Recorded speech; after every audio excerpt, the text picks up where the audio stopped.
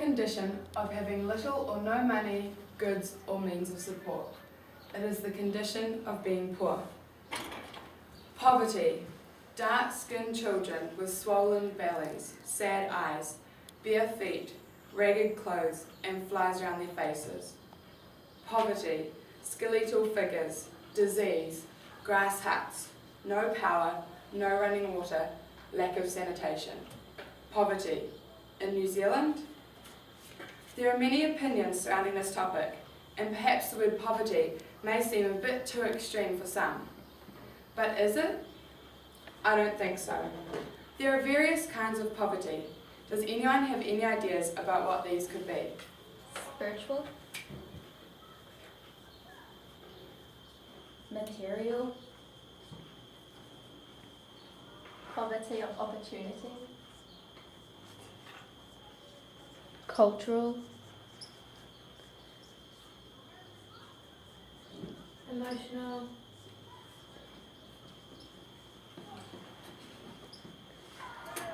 financial,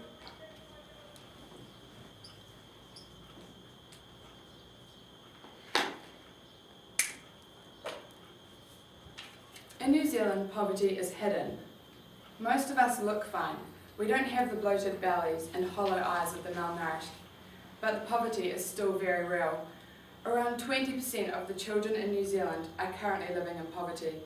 This means that around 230,000 children are living in families where there is little or no money, goods or means of support.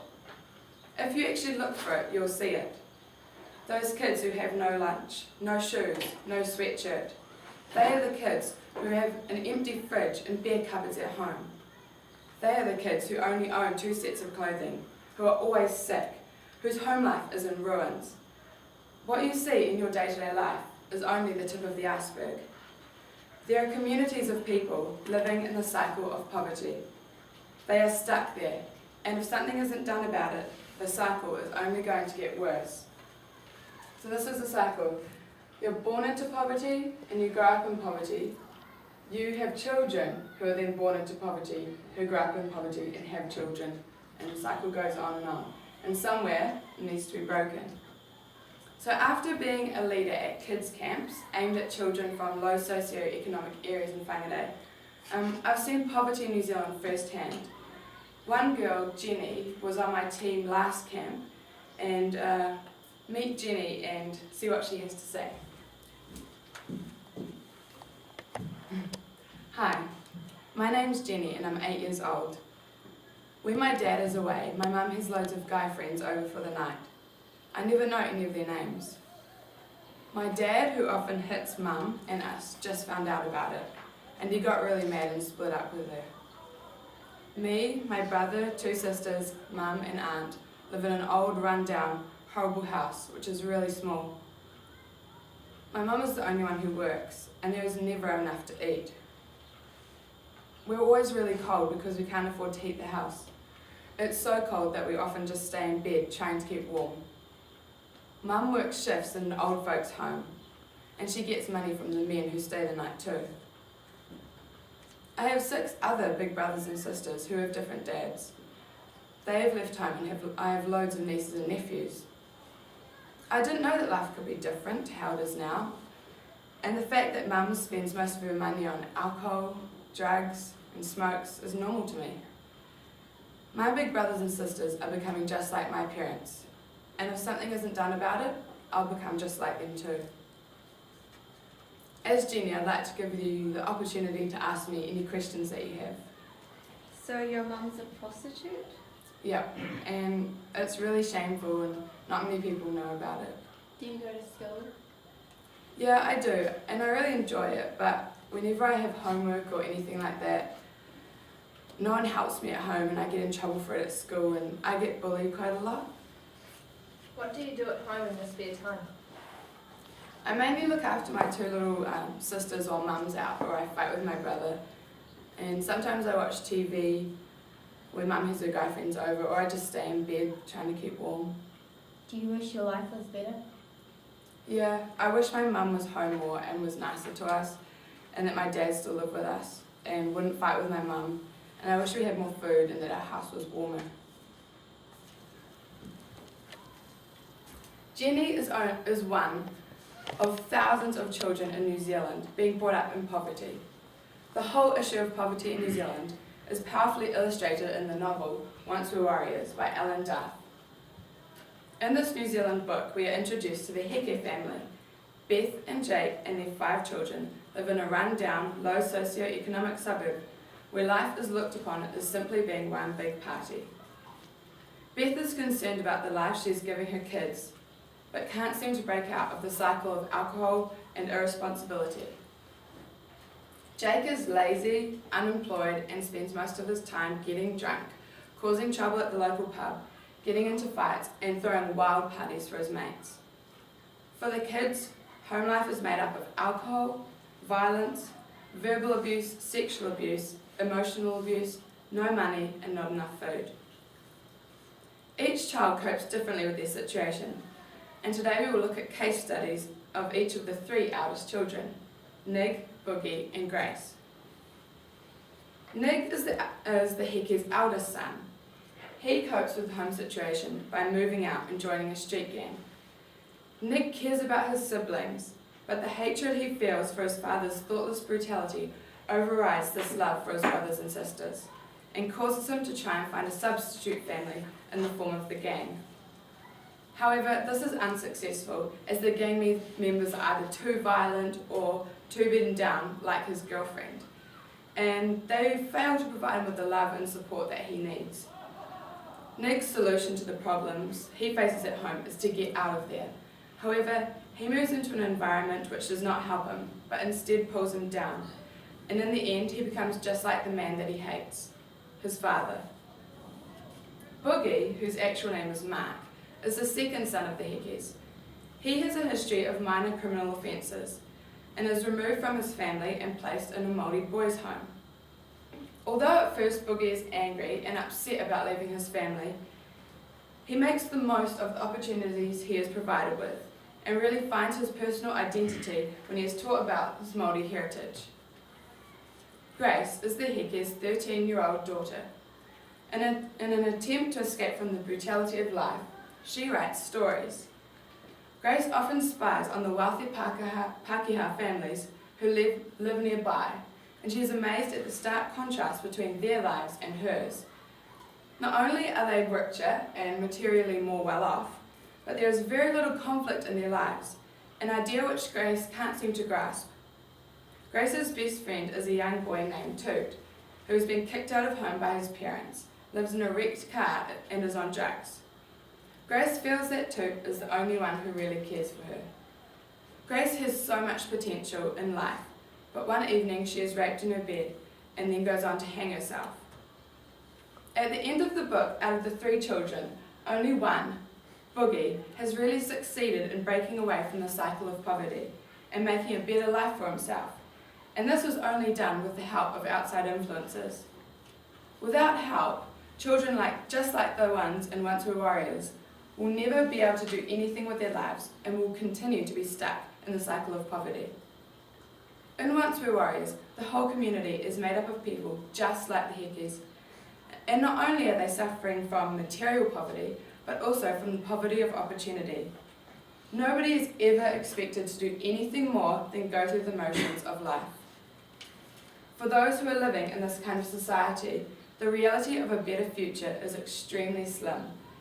The cycle of poverty is strong and extremely hard to break. However, it is possible, and we see that with Beth Heke, the mum.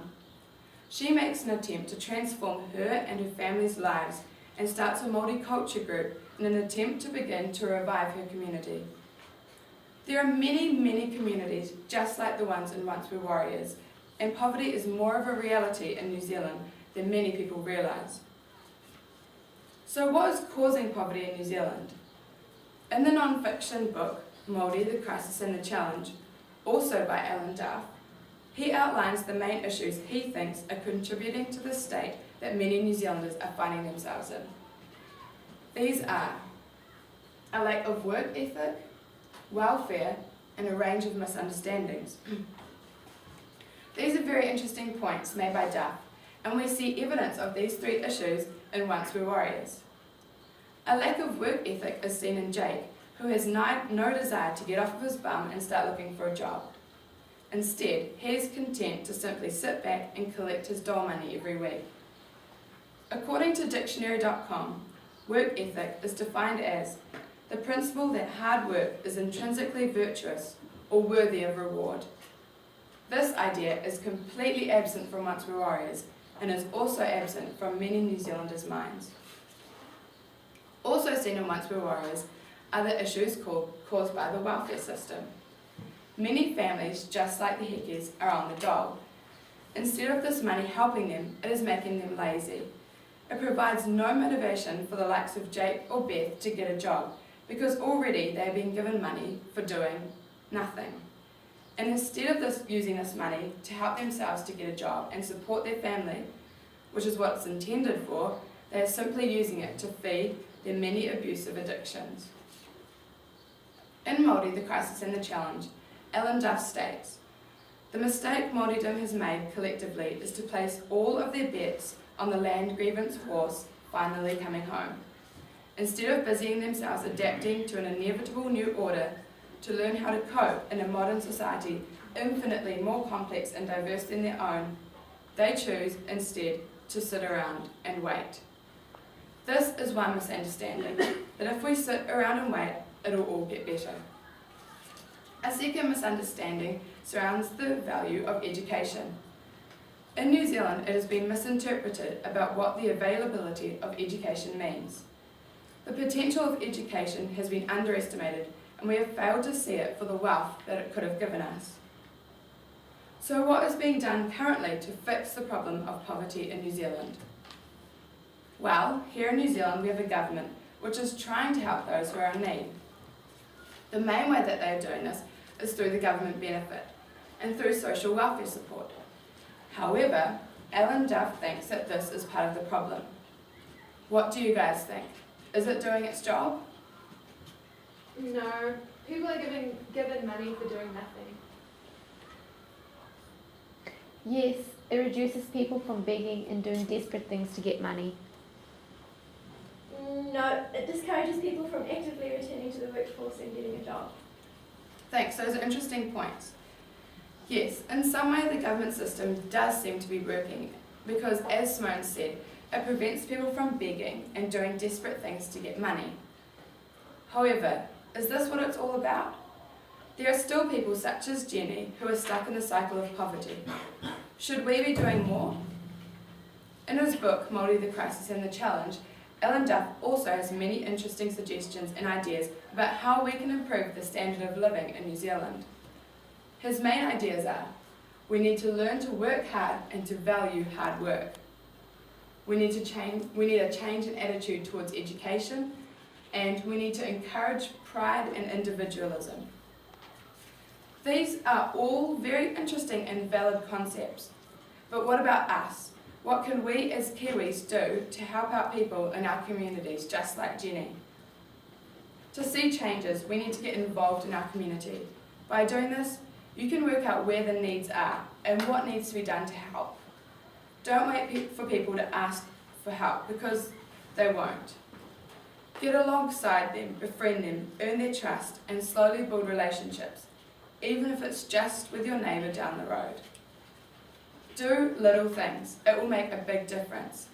Support community organisations and charities and ask them how you can help. Offer your time, money or brains or whatever you have and get in there.